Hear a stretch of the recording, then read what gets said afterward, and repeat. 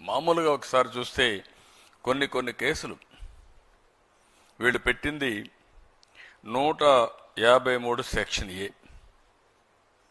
ఈ 153 సెక్షన్ ఏ కింద, సెక్షన్ 153 ఏ కింద వివిధ సమూహాల మధ్య మతం, జాతి, జననం, నివాసం, ప్రాంతం, భాష లాంటి విషయాల్లో రెచ్చగొట్టే విధంగా వ్యవహరించడం. దీనిపైన 3 సంవత్సరాల వరకు జైలు మరియు జరిమానా లేకపోతే 2. ఐపీసీ సెక్షన్ 505AB ప్రభుత్వాలకు వ్యతిరేకంగా ఏదైనా వదంతిని వ్యాప్తి చేసినను, తయారు చేసినను, ప్రచురించిన శిక్షించేందుకు నేరం రుజువైతే 3 సంవత్సరాల జైలు మరియు జరిమానా లేకపోతే 2.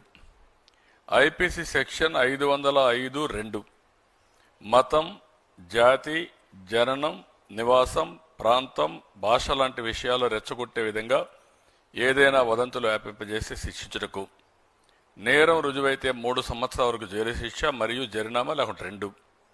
ఐపీసీ సెక్షన్ 506 తీవ్రంగా గాయపరుస్తామని బెదిరిస్తే శిక్షించేందుకు నేరం రుజువైతే 2 సంవత్సరాలు శిక్ష, జరిమానా లేకపోతే 2. ఐపీసీ సెక్షన్ 507 ఎవరైనా అజ్ఞాత వ్యక్తులు తీవ్రంగా గాయపరుస్తామని బెదిరిస్తే శిక్షించేందుకు 2 సంవత్సరాలు జైలు, జరిమానా లేకపోతే 2. ఐపీసీ సెక్షన్ 509 మాటలు, సైగలు, చేష్టల ద్వారా మహిళల్ని కించపరిస్తే శిక్షించేందుకు నేరం రుజువైతే 3 సంవత్సరాలు జైలు మరియు జరిమానా. పై సెక్షన్లు ఏవి కూడా సోషల్ మీడియా కేసులకు వర్తించవు. ఈ సెక్షన్ల కింద కేసులు నమోదు చేయడం అంటే వ్యక్తుల యొక్క వాక్ స్వాతంత్రాన్ని పూర్తిగా హరించడమే. ఇంకొక పక్కన ఇన్ఫర్మేషన్ టెక్నాలజీ చట్టం ఐటీ 2000 సెక్షన్ 66A ప్రసార మాధ్యమాల ద్వారా చట్ట వ్యతిరేక సందేశాలు పంపిన ఎడల శిక్ష గురించి.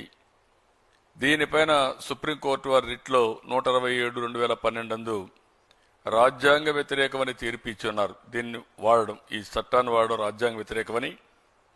అయితే ఈ సెక్షన్ కింద కేసులు నమోదు చేసే పరిస్థితికి వచ్చారు. Supreme court guidelines, judgements violate చేసి ఈ సెక్షన్ కింద కేసులు పెట్టే పరిస్థితికి వచ్చారు.